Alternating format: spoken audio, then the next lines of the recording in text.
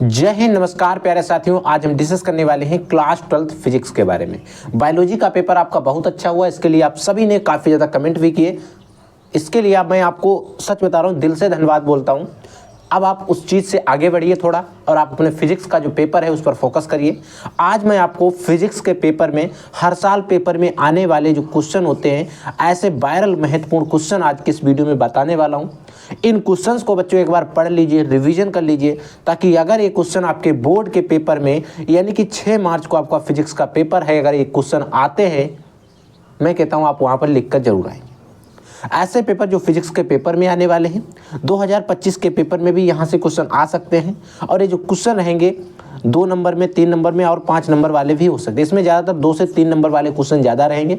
और ऐसे क्वेश्चन रहेंगे जो PYQ, अगर आपने previous year question paper, model paper या अनसॉल्व पेपर सॉल्व कर रहे होंगे, वहाँ पर आपको यहाँ से क्वेश्चन जो है देखने को मिल रहे होंगे। तो सभी क्वेश्चन को समझ लेना, एक बार पढ़ लेना, रिविजन कर लेना, ताकि अगर ये आपके बोर्ड के पेपर में आते हैं तो आप इनको इजली से लिख पाएंगे। और आपका जो बोर्ड में स्कोर होता है, और आप सभी को पता है आपका फिजिक्स का पेपर 70 मार्क्स का आता है, और इस 70 मार्क्स में हम जो भी मार्क्स अचीव करते हैं वो हमारे होते हैं। और आपका 30 मार्क्स का आपका प्रैक्टिकल होता है, जो कि स्कूल में होता है। प्रैक्टिकल आप लोगों के हो गए, सभी के निपट गए, एग्जाम चालू है, ठीक है। तो प्रैक्टिकल में आपको जो नंबर मिलने होंगे तो मिलेंगे, उसमें लगभग 24+ ही सभी बच्चों को मिलते, कभी को किसी को तो 30 में 30 भी मिल जाते हैं। बट यहाँ 70 में आपको मेहनत करनी रहती है, आपको पढ़ना रहता है, इसमें आपको मेहनत करनी है।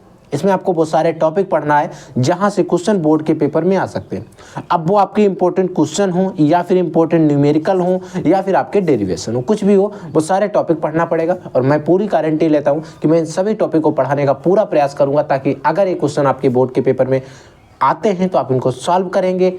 डेरिवेशन आते हैं उन्हें भी सॉल्व करेंगे, न्यूमेरिकल आते हैं उन्हें भी आप हल करके आएंगे, ताकि आप बोर्ड पेपर में 70 में जितना ज़्यादा हो सके उतने नंबर आप पा सकें, ठीक है बच्चों। तो आइए हम सभी क्वेश्चंस को 1 बाय 1 करके समझ लेते हैं, ताकि अगर यहाँ से कोई भी क्वेश्चन आता है तो उसे हम इजली से सॉल्व कर पाएंगे, ठीक है। देखो, पहला क्वेश्चन है।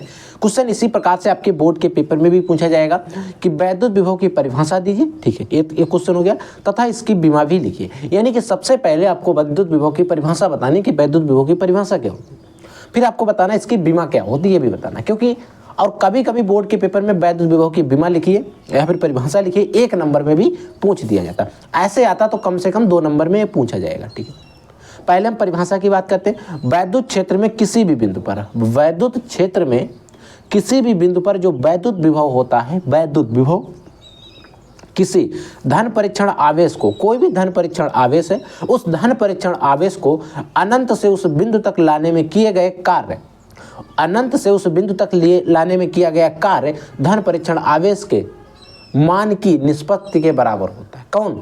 वैद्युत विभव। तो बच्चों, वैद्युत विभव है, कार्य करना पड़ा W, धन परीक्षण आवेश जो है आपका Q0 है, तो V = W/Q0, ये आपका फॉर्मूला हो गया। अब देखो, कार्य करना पड़ेगा, उसमें आपकी एनर्जी वेस्ट होगी, शक्ति जाएगी, तो उसका मात्रक क्या होता है? जूल में नापी जाती है। आवेश का मात्रक क्या होता है? कूलाम। तो इसका अगर हम मात्रक की बात करें तो जूल/कूलाम, और जूल/कूलाम को हम वोल्ट भी कह सकते हैं। जूल/कूलाम लिखें या फिर आप वोल्ट भी लिख सकते हैं। बट अगर आप कहेंगे सर पेपर में हमें ज़्यादातर क्या देखने को मिलेगा, तो वोल्ट आपको ज़्यादातर देखने को मिल सकता है, ठीक है। फिर बच्चों, इसी के अकॉर्डिंग हम इसकी बीमा निकाल लेंगे, इसी के अकॉर्डिंग, इसी के आधार पर इसकी बीमा जो है उसे डिफाइन कर लेंगे। बीमा हो जाएगी m L⁻², T⁻³ और A⁻−1 होती है। और एक चीज़ याद रख लेना, ये जो आपको बड़ा ब्रैकेट दिखाई दे रहा है, ये बड़ा ब्रैकेट दोनों साइड में आपको बीमा लिखने के बाद जरूर लगाना है। अगर आप ये ब्रैकेट नहीं लगाते हैं तो बीमा में पूरे नंबर आपको नहीं मिलेंगे।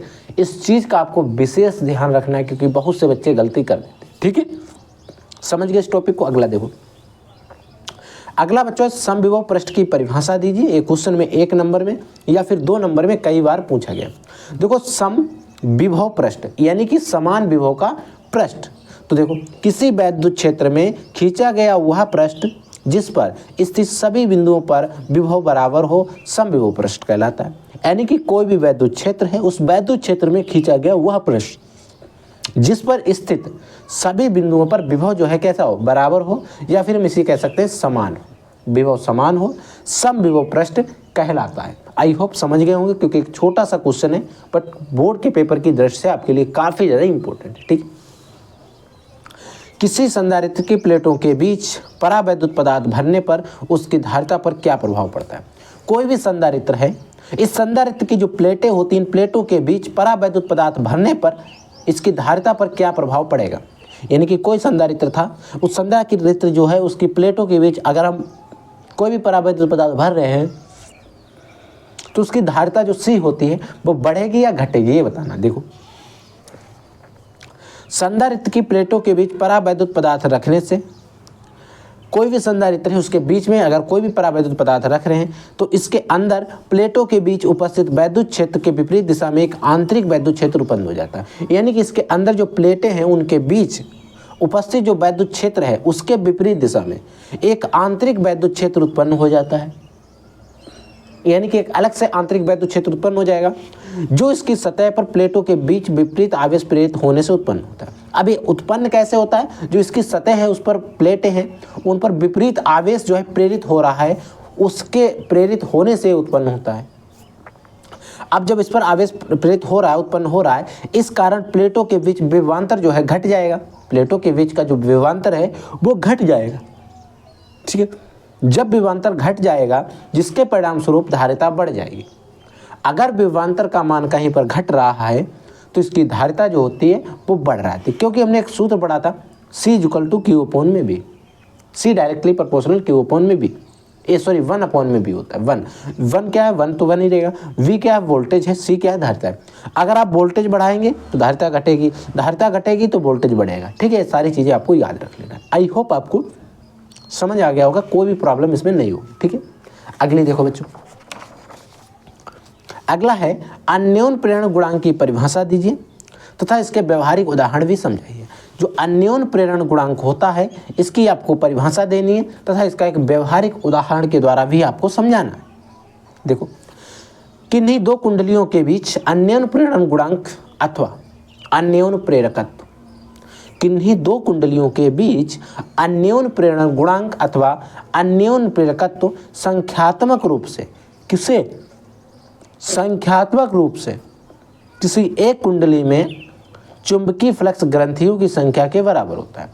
किसी चुंबकीय फ्लक्स में ग्रंथियों की संख्या के बराबर होता है। ठीक है, जब दूसरी कुंडली में 1 एम्पीयर की धारा प्रवाहित हो रही हो। एक कंडीशन तभी लागू होगा जब दूसरी वाली जो कुंडली है उस कुंडली में 1 एम्पीयर की धारा जो है बह रही हो, प्रवाहित हो रही हो। फिर बच्चों बात आती है इसका एक व्यवहारिक उदाहरण दीजिए। इसका व्यवहारिक उदाहरण है ट्रांसफार्मर की कार्य प्रणाली। ट्रांसफार्मर की जो कार्य प्रणाली है वो कुंडलियों पर ही चलती है। समझ गए इस चीज को। ठीक है, अगला देखो, अगला क्वेश्चन है कि वैद्युत चुंबकीय स्पेक्ट्रम में सबसे अधिक, सबसे ज्यादा तथा सबसे कम तरंग दैर्घ्य की तरंगों के नाम बताओ। वैद्युत चुंबकीय स्पेक्ट्रम में सबसे अधिक तथा सबसे कम तरंग दैर्घ्य की जो तरंगे हैं उनका नाम बताओ। सबसे पहले सबसे ज्यादा का बताना, फिर सबसे कम का बताना। देखो, सबसे अधिक तरंग दैर्घ्य की तरंग रेडियो तरंगे हैं। सबसे अधिक तरंग दैर्घ्य की जो तरंगे हैं वो रेडियो तरंगे हैं। ठीक है, तथा सबसे कम तरंग दैर्घ्य की जो तरंगे हैं वो गामा किरण है। गामा किरणों की तरंग दैर्घ्य जो है, वेवलेंथ जो है सबसे कम होती है। वहीं पर जो आपकी रेडियो तरंग होती है इनकी सबसे ज़्यादा होती है। ठीक, अगर क्वेश्चन आ जाए कि वैद्युत चुंबकीय तरंगों के स्पेक्ट्रमों की आवृत्ति के बढ़ते हुए क्रम में लिखिए। यहाँ पर देखो आवृत्ति पूछी गई है, आवृत्ति के बढ़ते हुए क्रम में लिखिए। तो सबसे ज़्यादा आवृत्ति किसकी होगी, रेडियो तरंगों की होगी, फिर माइक्रो तरंगों की होगी, अवरक्त विकिरण की होगी, दृश्य विकिरण की होगी, पराबैंगनी विकिरण की होगी, एक्स किरण की होगी और लास्ट में आपका गामा किरण की होगी। समझ गए इस क्वेश्चन को।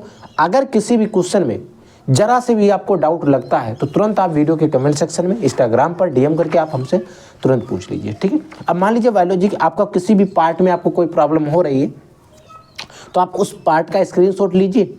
इंस्टाग्राम का लिंक आपको वीडियो के डिस्क्रिप्शन बॉक्स में मिल जाएगा। वहाँ पर जाकर वो फोटो जो आप स्क्रीनशॉट लेंगे वो आप हमें डीएम कर दीजिए। मैं बता दूंगा इसको आपको कैसे समझ लेना है दूसरे तरीके से। ठीक है, तो अगर आपको कोई डाउट, कोई क्वेश्चन होता है तो आप चाहे यूट्यूब पर क्वेश्चन पूछिए या इंस्टाग्राम पर पूछिए। आपको ज़्यादा से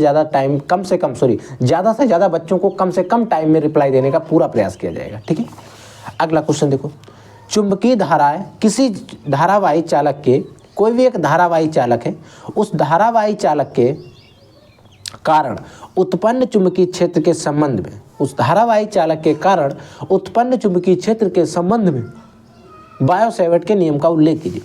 जो बायो-सैवर्ट का नियम है उस बायो-सैवर्ट के नियम का उल्लेख करना है। बायो-सैवर्ट का नियम आपको बताएं।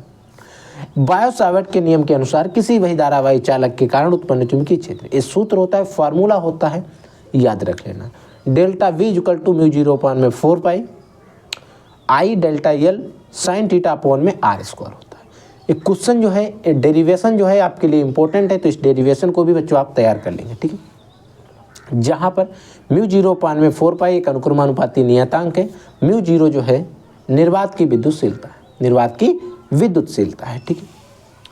अन्य चुंबकीय तथा प्रतिचुंबकीय पदार्थों में क्या अंतर है? जो अन्य चुंबकीय पदार्थ होते हैं और प्रतिचुंबकीय पदार्थ होते हैं, इनमें अंतर क्या होते हैं? तो देखो बच्चों, अन्य चुंबकीय पदार्थ के परमाणुओं में स्थायी चुंबकीय आघूर्ण होता है। जो अन्य चुंबकीय पदार्थ होते हैं इनके परमाणु जो होते हैं उनमें स्थायी आघूर्ण होता है, स्थायी आघूर्ण होता है। जबकि जो आपके प्रतिचुंबकीय पदार्थ होते हैं, जो आपके प्रतिचुंबकीय पदार्थ हैं, इन प्रतिचुंबकीय पदार्थों के परमाणु का प्रतिचुंबकीय पदार्थों का कुल चुंबकीय आघूर्ण शून्य होता है। इनका क्या होता है? कुल चुंबकीय आघूर्ण जो होता है वो कैसा होता है? शून्य होता है। याद रखेंगे इस चीज को, ठीक है। वैद्युत चुंबकीय प्रेरण में लेंज का नियम क्या है? वैद्युत चुंबकीय प्रेरण में लेंज का नियम क्या है? तो देखो बच्चों, किसी परिपथ में प्रेरित विद्युत वाहक बल, कोई एक परिपथ है, उस परिपथ में प्रेरित विद्युत वाहक बल अथवा प्रेरित धारा की दिशा, कोई भी प्रेरित विद्युत वाहक बल हो सकता है या फिर प्रेरित धारा हो सकती है, इनकी दिशा सदैव ऐसी होती है कि वह उस कारण का विरोध करती हैं, वो उस कारण का विरोध करती हैं जिससे वह स्वयं उत्पन्न होती है। तो उसी कारण का विरोध करेंगी जिससे वो स्वयं उत्पन्न होंगी, और इसे ही बच्चों हम लोग लेंज का नियम कहते हैं, लेंज का रूल कहते हैं। आई होप आपको लेंज का नियम समझ में आ गया होगा, क्योंकि लेंज के नियम को लेकर बोर्ड के पेपर में क्वेश्चन जो है कई बार आ चुका है, तो आप इस क्वेश्चन को ध्यान से समझ लेंगे, ठीक है। अगला देखो, अगला है बच्चों कि नाभिक की बंधन ऊर्जा से क्या तात्पर्य है? नाभिक की बंधन ऊर्जा जो है क्या होती है या इससे क्या तात्पर्य है, आपसे क्वेश्चन बोर्ड के पेपर में आएगा, ठीक है। तो देखो, किसी भी नाभिक की बंधन ऊर्जा वह बाह्य ऊर्जा है, कोई भी नाभिक है उसकी बंधन ऊर्जा वह बाह्य ऊर्जा है जो नाभिक के न्यूक्लियनों को परस्पर अलग अलग करने के लिए आवश्यक होती है। परस्पर अलग अलग करने के लिए आवश्यक होती है। किसी नाभिक की बंधन ऊर्जा जितनी अधिक होगी, नाभिक उतना ही अधिक स्थायी होगा। यानी कि प्यारे बच्चों, किसी भी नाभिक की बंधन ऊर्जा जो होती है वह बाह्य ऊर्जा होती है जो किसी भी नाभिक के न्यूक्लियनों को परस्पर अलग अलग करने के लिए आवश्यक होती है, उसे नाभिक की बंधन ऊर्जा कहते हैं। जिस नाभिक की बंधन ऊर्जा जितनी अधिक होगी वो नाभिक, परमाणु या फिर नाभिक कहें, वो उतना ही ज़्यादा स्टेबल होगा, स्थायी होगा। समझ गए इस क्वेश्चन को, ठीक है। अगला सेम इसी पर वेस्ट क्वेश्चन है कि बंधन ऊर्जा तथा नाभिक के स्थायित्व में संबंध बताओ। अभी हम लोग पढ़ रहे हैं बंधन ऊर्जा जितनी अधिक होगी वह नाभिक उतना ही अधिक स्थायी होगा। बंधन ऊर्जा और नाभिक के स्थायित्व में संबंध, बंधन ऊर्जा नाभिक के स्थायित्व के अनुक्रमानुपाती होती है, यानी कि बराबर होती है, ठीक है। अर्थात जिस परमाणु के नाभिक के लिए बंधन ऊर्जा प्रति न्यूक्लियन जितनी अधिक होगी, परमाणु उतना ही अधिक स्थायी होगा, स्टेबल होगा। समझ गए इस क्वेश्चन को? तो इस क्वेश्चन और ऊपर वाला क्वेश्चन दोनों इंटरलिंकिंग है, इन दोनों का मतलब एक ही है, बट घुमा के आपसे पूछा गया है, ठीक है। नाभिकीय विखंडन से आप क्या समझते हैं, या नाभिकीय विखंडन में श्रृंखला विक्रिया क्या है? क्वेश्चन आएगा, इसका जो एक रिएक्शन है, अभिक्रिया है, वो भी आपके लिए इंपॉर्टेंट है, क्योंकि वो आपसे पूछी जा सकती है बोर्ड के पेपर में। समझो,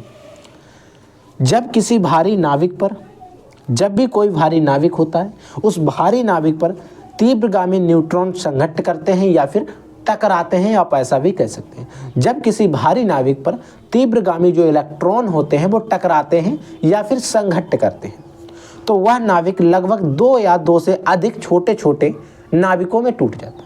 तो वो जो नाभिक होता है वो 2 या 2 से अधिक छोटे छोटे खंडों में टूट जाता है, अलग हो जाता है, टूट जाता है। तथा इस प्रक्रिया में जो द्रव्यमान क्षति होती है, इस प्रक्रिया में जो द्रव्यमान क्षति होती है वह नाविक के वह द्रव्यमान ऊर्जा समीकरण के अनुसार ऊर्जा में परिवर्तित हो जाती है। वह क्या होती है? द्रव्यमान ऊर्जा समीकरण का जो सिद्धांत है उसके अनुसार ये ऊर्जा में क्या होती है? चेंज हो जाती है, परिवर्तित हो जाती है। इस प्रकार भारी नाविक के टूटने की प्रक्रिया जो है नाभिकीय विखंडन कहलाती है। ये जो एक रिएक्शन है यहाँ पर भारी नाविक 92U235 यानी कि आपका लिया गया है यूरेनियम। यूरेनियम क्या है बच्चों? ये आपका 92U235 आपका होता है यूरेनियम। ठीक है, तो ये आपकी एक रिएक्शन बन रही है। इस रिएक्शन को समझ लो क्योंकि ये रिएक्शन आपके लिए इंपॉर्टेंट है। बोर्ड के पेपर में कभी कभी ये रिएक्शन आपसे पूछी जा सकती है। आई होप आपको समझ में आ गया होगा, किसी भी प्रकार का कोई डाउट नहीं होगा। ठीक है, अगला क्वेश्चन देखो बच्चों। परमाणु में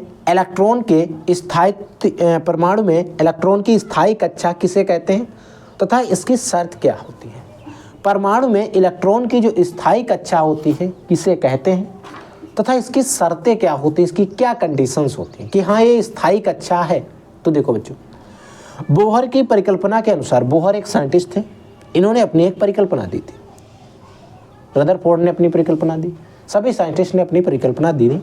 तो इसी प्रकार से बोहर जो एक वैज्ञानिक थे, इन्होंने भी अपनी एक परिकल्पना दी थी। देखो, बोहर की परिकल्पना के अनुसार इलेक्ट्रॉन कुछ निश्चित त्रिज्याओं की कक्षाओं में घूमते हुए, इलेक्ट्रॉन जो है कुछ निश्चित त्रिज्याओं की कक्षाओं में, निश्चित त्रिज्या की कक्षाएं जो होती हैं उनमें घूमते हुए ऊर्जा का उत्सर्जन नहीं करता है। वो ऊर्जा का लॉस, एनर्जी लॉस नहीं करता है, ऊर्जा का उत्सर्जन नहीं करता है।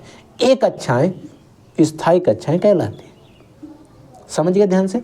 यानी कि बोहर ने बताया कि इलेक्ट्रॉन कुछ निश्चित त्रिज्याओं की कक्षाओं में घूमते हुए ऊर्जा का उत्सर्जन नहीं करता है, ऊर्जा का लॉस नहीं करता है, और ये जिन कक्षाओं में ऊर्जा का लॉस नहीं कर रहा है इन कक्षाओं को ही उन्होंने स्थायी कक्षा कहा। इन कक्षाओं को ही उन्होंने क्या कहा? स्थायी कक्षा कहा। इन कक्षाओं के परिक्रमण करते हुए इलेक्ट्रॉन का कोणीय संवेग, इन कक्षाओं में परिक्रमण करते हुए जो इलेक्ट्रॉन होगा इसका जो कोणीय संवेग होना चाहिए वो h/2π का पूर्ण गुणज होता है।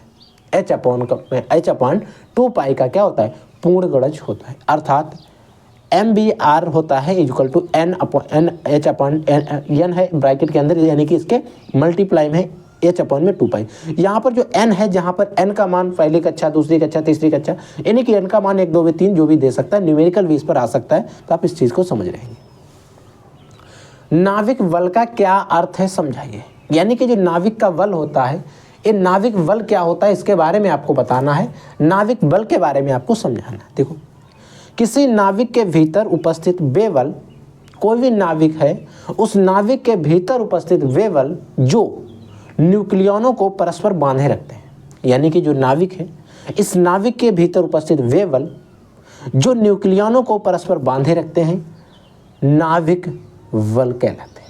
यानी कि इसको हम कह सकते हैं नाविकों को नाविक के भीतर परस्पर बांधे रखने के लिए जो बल की आवश्यकता होती है उसे ही हम नाविकीय बल कह सकते हैं। नाविकीय बल कहलाता है, नाविकीय बल कहते हैं, आप कुछ भी कह सकते हैं, आपको सेंटेंस बनना जाए। यानी कि इसका सीधा मतलब यह है नाविक के भीतर उपस्थित वे बल है, ऐसा बल है जो न्यूक्लियनों को परस्पर बांधे रखता है। जो न्यूक्लियंस होते हैं उनको परस्पर बांधे रखता है और उसे ही हम लोग नाविकीय बल कह देते हैं। समझ गए इस चीज को? ठीक। समस्थानिक एवं समभारिक नाविकों में अंतर बताइए। यानी कि प्यारे बच्चों, समस्थानिक नाविक क्या होते हैं और समभारिक नाविक क्या होते हैं, इनमें क्या अंतर होता है, एक अंतर आपको बताना। और एक क्वेश्चन 1 नंबर में कई बार आपके बोर्ड के पेपर में आ चुका है। देखो, सम स्थानिक, इनका आप ध्यान से समझो। सम स्थानिक यानी कि स्थान समान है। सम स्थानिक यानी कि स्थान समान होगा। सम भारिक, भारिक में भार आ रहा, भार से लेना देना है, यानी कि सम भारिक यानी कि भार जो है वो समान होगा। इतना चीज आपको अगर समझ में आ रहा है तो इसकी परिभाषा आप समझ सकते हैं। देखो, समस्थानिकों के परमाणु क्रमांक समान होते हैं, यानी कि स्थान इनका समान होता है, परमाणु क्रमांक समान होते हैं। जबकि समभारिकों के परमाणु क्रमांक भिन्न होते हैं, क्योंकि इनका परमाणु भार जो है वो समान होता है। यानी कि समस्थानिक के परमाणु क्रमांक समान होते हैं, समभारिकों के परमाणु क्रमांक भिन्न होते हैं। बस छोटी सी बात है, आपको याद रख लेना। एक परमाणु द्रव्यमान मात्रक, एक परमाणु द्रव्यमान मात्रक AMU की तुल्य ऊर्जा मेगा इलेक्ट्रॉन वोल्ट में बताइए। बच्चों AMU जो होता है, सॉरी, इसका अगर इंग्लिश में फुल फॉर्म की बात करें तो होता है एटॉमिक मास यूनिट। हिंदी में कहता है एक परमाणु द्रव्यमान मात्रक, ठीक है। इंग्लिश में एटॉमिक मास यूनिट होता है। तो एक AMU जो होता है कितने मेगा इलेक्ट्रॉन वोल्ट के बराबर होता है बताना है। अब यहाँ पर लिखा हुआ है तो आप बता सकते हैं, इस पर ऑब्जेक्टिव क्वेश्चन भी आ सकता है, तो इस चीज़ को समझ लें। एक AMU जो होता है 931 MeV के बराबर होता है। एक AMU जो होता है 931 MeV यानी कि मेगा इलेक्ट्रॉन वोल्ट के बराबर होता है, इक्वल टू होता है। इस चीज़ को समझ लेना, ऑब्जेक्टिव क्वेश्चन भी आपको यहाँ से फंस सकता है। समझ गए इस चीज़ को? ठीक है प्यारे बच्चों, अगला क्वेश्चन देखो।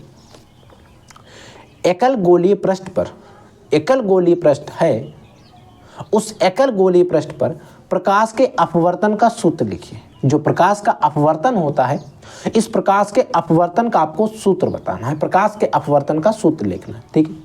तो एकल गोलीय पृष्ठ पर प्रकाश के अपवर्तन का सूत्र होता है N/B होता है, 1-1/U होता है, इक्वल टू N-1/R होता है।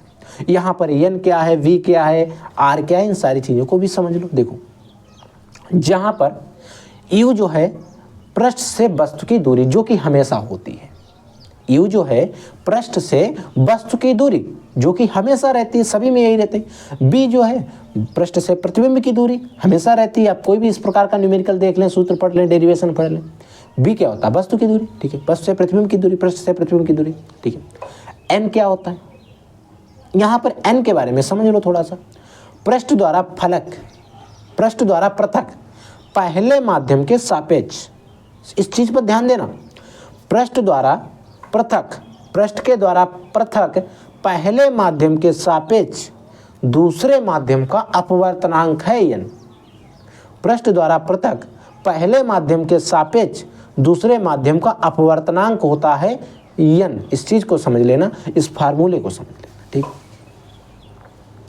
किसी भी लेंस की फोकस दूरी किन किन बातों पर निर्भर करती है।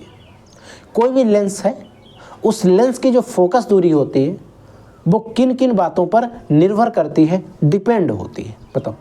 तो हमारे पास इस लेंस मेकर का सूत्र है, पतले लेंस के अपवर्तन का सूत्र। इस लेंस के सूत्र की सहायता से हम देखेंगे, समझाएंगे कि लेंस की फोकस दूरी है वो किन किन बातों पर निर्भर करती है। देखो बच्चों, लेंस की जो फोकस दूरी होगी वो पृष्ठ की वक्रता त्रिज्याओं पर, यानी कि R1 व R2 होते हैं जो पृष्ठ की वक्रता त्रिज्या हैं उन पर भी निर्भर करती है।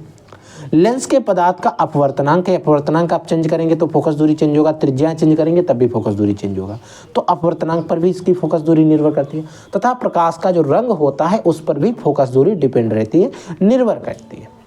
तो एक कुछ ऐसे कंडीशंस हैं जिन पर फोकस दूरी निर्भर करती है, जिसकी अगर हम सहायता से फोकस दूरी को डिफाइन कर सकते हैं, मान को कम ज़्यादा कर सकते हैं। अगर इनमें किसी भी मान में कम ज़्यादा होता है तो इसकी फोकस दूरी का मान भी कम या ज़्यादा हो जाएगा। आई होप आप लोग समझ गए होंगे, ठीक है। उन भौतिक घटनाओं का उल्लेख कीजिए जिनसे प्रकाश के तरंग रूप की पुष्टि होती है। यानी कि बच्चों, उन भौतिक घटनाओं के बारे में आपको बताना है जिससे एक चीज़ पुष्टि होती है कि प्रकाश जो है वो तरंग है। तो प्यारे बच्चों, प्रकाश का व्यतिकरण हो गया एक घटना, यानी कि एक घटना होती है प्रकाश का व्यतिकरण। तो व्यतिकरण की सहायता से प्रदर्शित कर सकते हैं, इसको डिफाइन कर सकते हैं। विवर्तन व ध्रुवण की घटनाओं से प्रकाश के तरंग रूप की हम पुष्टि कर सकते हैं, यानी कि प्रकाश का व्यतिकरण की घटना होती है। विवर्तन व ध्रुवण की जो घटनाएं होती हैं इनसे प्रकाश की तरंग प्रकृति जो है इसकी पुष्टि कर सकते हैं, इसकी जो है कि इसको डिफाइन कर सकते हैं, ये बता सकते हैं हाँ ऐसा होता है इसमें, इनकी सहायता से। आई होप आप समझ गए होंगे, ठीक। अगला क्वेश्चन देखो। अगला क्वेश्चन है, कला संबद्ध स्रोत से आप क्या समझते हैं। कला संबद्ध स्रोत होता है, उस कला संबद्ध स्रोत से आप क्या समझते हैं। तो देखो बच्चों, ऐसे स्रोत जिनके बीच कलांतर समय के साथ नियत रहता है। ऐसे स्रोत जिनके बीच कलांतर, जिसको आप फाई से प्रदर्शित करते हैं, कलांतर समय के साथ क्या होता है, नियत रहता है, कांस्टेंट रहता है, कला संबद्ध स्रोत कहलाते हैं।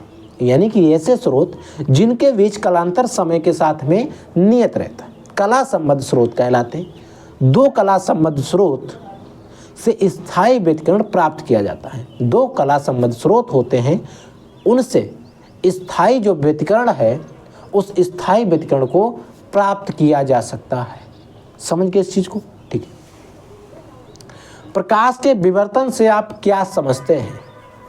यानी कि जो प्रकाश का विवर्तन होता है, इस प्रकाश के विवर्तन से आप समझते क्या है, विवर्तन होता क्या है, आपको बताना है। देखो, जब प्रकाश किरण किसी पतली स्लिट अथवा तीक्ष्ण अवरोध पर पड़ती है, कोई भी प्रकाश किरण है किसी पतली स्लिट या फिर किसी तीक्ष्ण अवरोध पर पड़ती है, तो वे स्लिट अथवा अवरोध के किनारों से, स्लिट अथवा जो भी अवरोध है उसके किनारों से आंशिक रूप से मुड़ जाती है, किनारों से आंशिक रूप से मुड़ जाती है। प्रकाश के तरंग के इस मुड़ने की प्रक्रिया को, इस प्रकार से मुड़ने की जो प्रक्रिया है, इस प्रकार से मुड़ने की एक प्रवृत्ति है, प्रक्रिया हो रही है, इसको ही प्रकाश का विवर्तन कहते हैं। इसे ही क्या कहते हैं, प्रकाश का विवर्तन कहते हैं। समझ गए इस चीज को? ठीक है, अगला देखो, पोलेराइड के दैनिक जीवन में क्या उपयोग है, समझाइए। यानी कि जो पोलेराइड होते हैं, इन पोलेराइड का हमारे दैनिक जीवन में क्या उपयोग है, समझ लीजिए। अब आप इसको दैनिक जीवन रसायन से मत रिलेट कर देना कि ये तो सिलेबस में नहीं, ये आपके सिलेबस का ही है। देखो बच्चों, पोलेराइड के निम्न उपयोग हैं, कई सारे उपयोग हैं और कई जगहों पर पोलेराइड का प्रयोग भी किया जाता है। जैसे बच्चों, एक तो फोटोग्राफी में भी पोलेराइड का प्रयोग होता है, बट कहाँ पर होता है, पानी की सतह के अंदर। जब पानी की सतह के अंदर हमें फोटोग्राफी करनी रहती है तो वहाँ पर पोलेराइड का प्रयोग किया जाता है। ऑटो उद्योग में कार, ट्रक आदि के स्क्रीन पर चकाचौंध को दूर करने के लिए, देखो बच्चों, आप ऑटो उद्योग हो गया, कार, ट्रक, ट्रेन आदि जो भी चीज़ें होती हैं, इन पर जो लेंसेस लगे होते हैं, शीशा लगे होते हैं, जो शीशा होते हैं, इन पर चकाचौंध जो आती है, उस चकाचौंध को दूर करने के लिए, उस चकाचौंध को दूर करने के लिए पोलेराइड का प्रयोग करते हैं। ठीक है। वायुयान तथा ट्रेनों में प्रवेश करने वाले प्रकाश की तीव्रता के नियंत्रण में भी, यानी कि वायुयान या फिर जो ट्रेन होते हैं, इनमें प्रवेश करने वाला जो प्रकाश होता है उसकी तीव्रता को नियंत्रण करने के लिए भी पोलेराइड का प्रयोग होते हैं। ठीक है। अगला देखो, अध्रुवित, ध्रुवित तथा आंशिक ध्रुवित प्रकाश की पहचान करने में, यानी कि इस पोलेराइड की सहायता से अध्रुवित प्रकाश है या ध्रुवित प्रकाश है या आंशिक ध्रुवित प्रकाश है, इसकी पहचान करने के लिए भी हम इसका प्रयोग करते हैं। आई होप आपको पोलेराइड के उपयोग के बारे में समझ में आ गया होगा। ठीक है। अगला क्वेश्चन देखो, वैद्युत क्षेत्र की तीव्रता से आप क्या समझते हैं, परिभाषा दीजिए तथा इसका मात्रक लिखिए। वैद्युत क्षेत्र की तीव्रता, इसकी परिभाषा और इसका मात्रक बताना। समझो ध्यान से, वैद्युत क्षेत्र में जो हमारा वैद्युत क्षेत्र होता है, उस वैद्युत क्षेत्र में किसी भी बिंदु पर, वैद्युत क्षेत्र में किसी बिंदु पर रखे परीक्षण आवेश पर लगने वाला बल F, लगने वाले बल F तथा परीक्षण आवेश Q0 के मान की निष्पत्ति को उस बिंदु पर वैद्युत क्षेत्र की तीव्रता जो है E कहते हैं।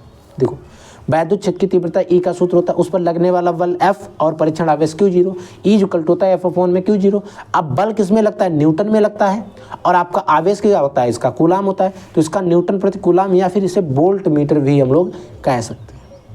इस चीज़ को समझ लेना, इसका मात्रक है, लिख लेना, क्योंकि मात्रक अगर आपसे पूछा जाएगा तो आप इसको लिख कर आएंगे। ठीक है। वैद्युत द्विध्रुव के कारण निरक्षीय स्थिति में किसी भी बिंदु पर वैद्युत क्षेत्र की तीव्रता का व्यंजक लिखिए। देखो बच्चों, ये जो है इसका एक डेरिवेशन है भी, इस डेरिवेशन को समझ रहे हैं, इस चीज़ के, इसका डेरिवेशन जो, इस डेरिवेशन को और ये जो सूत्र है, इस सूत्र का प्रयोग आपको न्यूमेरिकल में भी करना रहता है। तो इन सूत्र और डेरिवेशन कैसे सॉल्व होता है, आप इसको सॉल्व कर लेंगे। अगर आपसे सॉल्व नहीं होता है तो आप वीडियो के कमेंट सेक्शन में इंस्टाग्राम पर DM कर देना, मैं इसका सॉल्यूशन वीडियो डेरिवेशन का सॉल्विंग का आपके लिए ला दूंगा ताकि आपको कोई कंफ्यूजन भी ना हो। देखो बच्चों, इसका सूत्र होता है E = 1/4πε0 P/r3 और इसका मात्रक होता है न्यूटन प्रति कूलाम, जो कि यहाँ पर हम लोगों ने न्यूटन प्रति कूलाम देखा है। E है E, जहाँ पर P जो है वैद्युत द्विध्रुव आघूर्ण तथा R द्विध्रुव से प्रेरित बिंदु की दूरी होती है। ठीक है, समझ गए इस चीज़ को। अगला देखो, स्थिर वैद्युतिकी में गॉस के नियम का उल्लेख कीजिए। स्थिर वैद्युतिकी में गॉस के नियम का उल्लेख कीजिए या फिर गॉस की प्रमेय बताना है आपको। देखो बच्चों, इस नियम के अनुसार, किस नियम के अनुसार? गॉस के प्रमेय के नियम के अनुसार। ठीक है, किसी बंद पृष्ठ से गुजरने वाला वैद्युत फ्लक्स फाई उस पृष्ठ के परिबद्ध कुल आवेश का 1/ε0 या ε1/ε0 गुना होता है। ठीक है, देखो फाई इक्वल वैद्युत फ्लक्स होता है F 1/Q में हो जाएगा ε0। देखो Q इंटू में 1/ε0 करेंगे तो Q ऊपर हो जाएगा, तो Q फाई इक्वल टू हो जाएगा Q में ε0, जहाँ पर ε0 जो है निर्वात या वायु की वैद्युतशीलता है। ये जो ε0 है ये निर्वात या फिर वायु की वैद्युतशीलता है। आई होप आप लोग समझ गए होंगे। ठीक है, अगला देखो बच्चों, अगला क्वेश्चन है मुक्त इलेक्ट्रॉनों के अनुगमन वेग से आप क्या समझते हैं?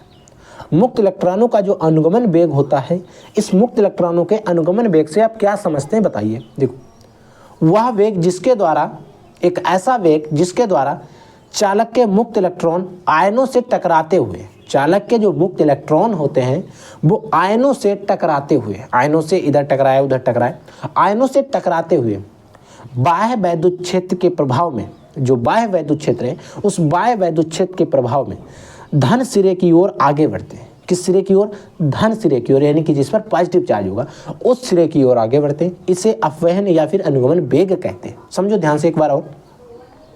क्वेश्चन है कि मुक्त इलेक्ट्रॉनों के अनुगमन वेग से आप समझते हैं, ये क्वेश्चन आपसे कह रहा है। तो मुक्त इलेक्ट्रॉनों का अनुगमन वेग क्या होता है इसके बारे में आपको बताना है। तो देखो, वह वेग जिसके द्वारा, वह वेग ऐसा वेग जिसके द्वारा चालक के मुक्त इलेक्ट्रॉन, चालक के जो मुक्त इलेक्ट्रॉन है आयनों से टकराते हुए, जो आयन होते हैं उनसे टकराते हुए बाह्य वैद्युत क्षेत्र के प्रभाव में, जो बाह्य वैद्युत क्षेत्र है उस बाह्य वैद्युत क्षेत्र के प्रभाव में ये क्या करते हैं?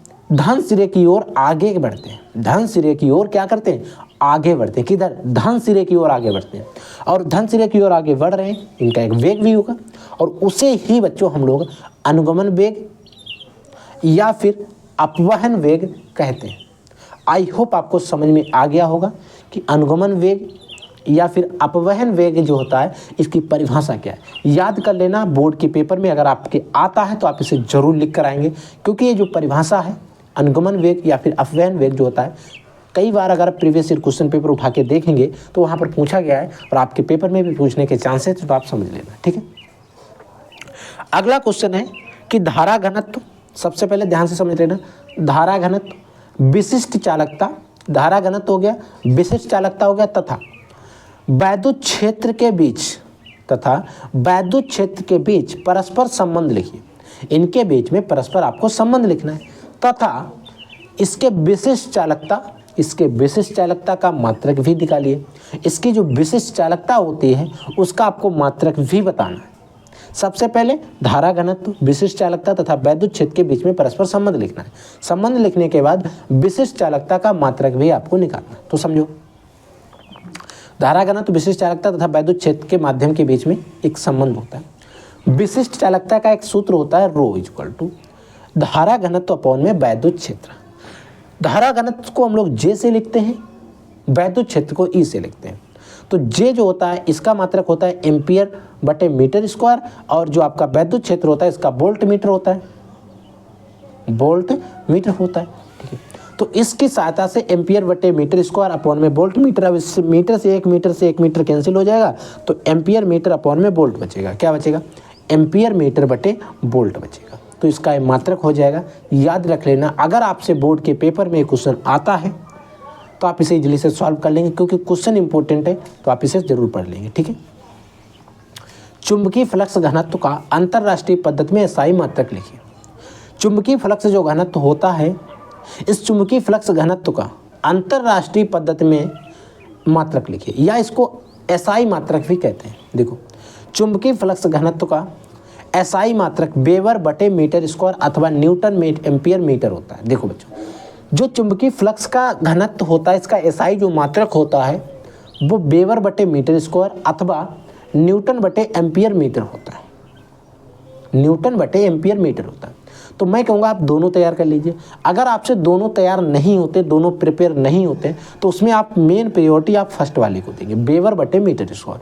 अगर बोर्ड एग्जाम के पेपर को देखेंगे तो ज़्यादातर यही देखने को मिलता है। एक कम आता है बट आ जाता है ये भी कभी कभी। तो मैं कहूँगा आप दोनों तैयार कर लेंगे। अगर आपको तैयार है तो अच्छी बात है। आई होप आपको ये क्वेश्चन भी अच्छे से समझ में आ गए होंगे, किसी क्वेश्चन में कोई डाउट नहीं होगा। ठीक है, अगला देखो। अगला क्वेश्चन है, नाभिकीय रिएक्टर में कौन सी घटना होती है? यानी कि जो नाभिकीय रिएक्टर होते हैं, इन नाभिकीय रिएक्टर में कौन सी घटना होती है? और एक क्वेश्चन जो है 1 नंबर में कई बार आया हुआ है, तो आप इसको समझिए। नाभिकीय रिएक्टर में नाभिकीय विखंडन की घटना होती है। नाभिकीय रिएक्टर में नाभिकीय विखंडन की घटना होती है। नाभिकीय विखंडन क्या होता है? जब किसी भारी नाभिक पर तीव्रगामी न्यूट्रॉन टकराते हैं या संघट्ट करते हैं तो वो नाभिक 2 या 2 से अधिक टुकड़ों में टूट जाता है, जिससे एक द्रव्यमान क्षति होती है। इस द्रव्यमान क्षति को ऊर्जा समीकरण के अनुसार ऊर्जा में परिवर्तित हो जाता है। इतना बड़ा नाभिक टूट गया और उससे बहुत सारी ऊर्जा मुक्त होती है।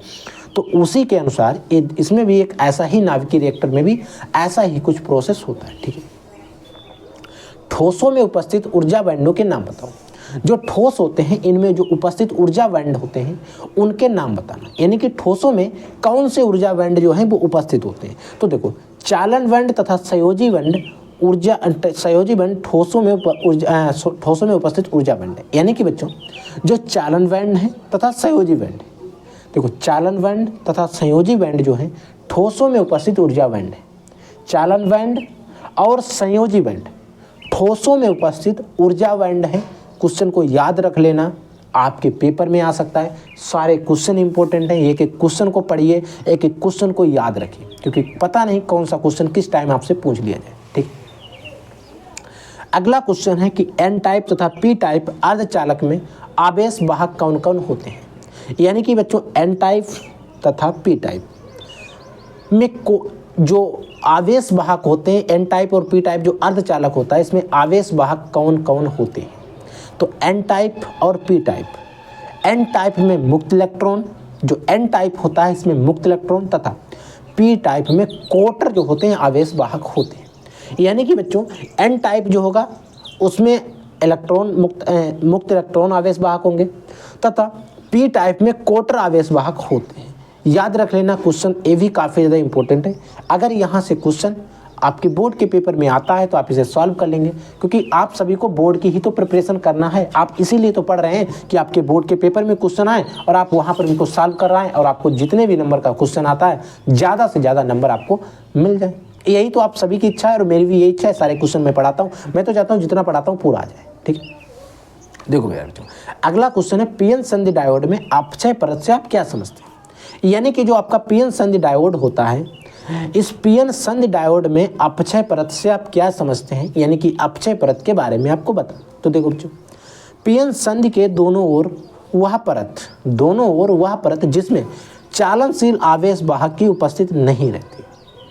देखो, पीएन संधि डायोड के दोनों ओर एक ऐसी परत जिसमें चालनशील आवेश वाहक उपस्थित नहीं रहते हैं। चालक वाहक आवेश जो है वो उपस्थित नहीं होते, अवक्षय परत कहलाती है। यानी कि अवक्षय परत क्या होती है? वह पीएन संधि के दोनों ओर परत होती है। पीएन संधि डायोड के दोनों ओर वह परत जिसमें पीएन संधि जो होता है, पीएन संधि डायोड होगा या पीएन संधि डायोड भी कह सकते हैं। पीएन संधि के डायोड के दोनों ओर वह परत जिसमें चालनशील आवेश वाहकों की उपस्थिति नहीं रहती है। चालक वाहक जो आवेश होते हैं, चालनशील आवेश वाहक जो होते हैं, उनकी उपस्थिति नहीं रहती है, अवक्षय परत कहलाती है। आई होप बच्चों, आज के इस वीडियो के अंदर आपको जो भी क्वेश्चन बताए गए सारे क्वेश्चन आपको समझ में आए होंगे। किसी क्वेश्चन में कोई डाउट होता है तो प्लीज़ आप वीडियो के कमेंट सेक्शन में कमेंट करके पूछ लीजिएगा, इंस्टाग्राम पर डीएम करके पूछ लीजिएगा। अब कई बच्चों को इस जो हमने क्वेश्चन बताए हैं इनका चाहिए रहेगा PDF। तो प्यारे बच्चों, इन क्वेश्चंस का अगर आपको चाहिए है PDF तो आपको वीडियो के डिस्क्रिप्शन बॉक्स में जाना रहेगा और आपको SV study classes SB study classes Instagram का लिंक मिल जाएगा, वहाँ पे आप हमें फॉलो करके आप हमारे पास DM कर देना, डायरेक्ट मैसेज कर देना, और उसमें आपको एक कोड अप्लाई करना है, CODE कोड जो मैं आपको बता रहा हूँ। एक कोड आप लगाएंगे PH6 आप कोड अप्लाई कर देना। आपको ये जो नोट्स हैं, जो आपको मैंने क्वेश्चन बताए हैं, ये आपके अकाउंट में पड़ जाएंगे, यानी कि जहाँ जिस अकाउंट से आप DM करेंगे वहीं पर मैं आपको इसका PDF जो है वो सेंड कर दूंगा। कई बच्चों को PDF दे चुका हूँ, जो भी मैं पढ़ाता हूँ उसका PDF जिन बच्चों को चाहिए रहता बता देता हूँ। कोड आप एक कोड अप्लाई करेंगे, आपको PDF इजीली से मिल जाएगा। ठीक है बच्चों, आप लोग पढ़ते रहिए। अगर आपके मन में कोई डाउट, कोई क्वेश्चन होता है तो आपको इंस्टाग्राम पे भी पूछ लीजिए, यूट्यूब पर भी पूछ लीजिए, कहीं पर भी आप अगर क्वेश्चन पूछना चाहते हैं तो पूछ लीजिए, उसका सोल्यूशन वीडियो जवाब आपको जरूर मिल जाएगा। ठीक है, आप लोग पढ़ते रहिए, आगे बढ़ते रहिए। कोई क्वेश्चन, कोई डाउट होता है तो डेफिनेटली आप हमसे वीडियो के कमेंट सेक्शन में जरूर पूछिए। I will take next class. तब तक के लिए जय हिंद, वंदे मातरम।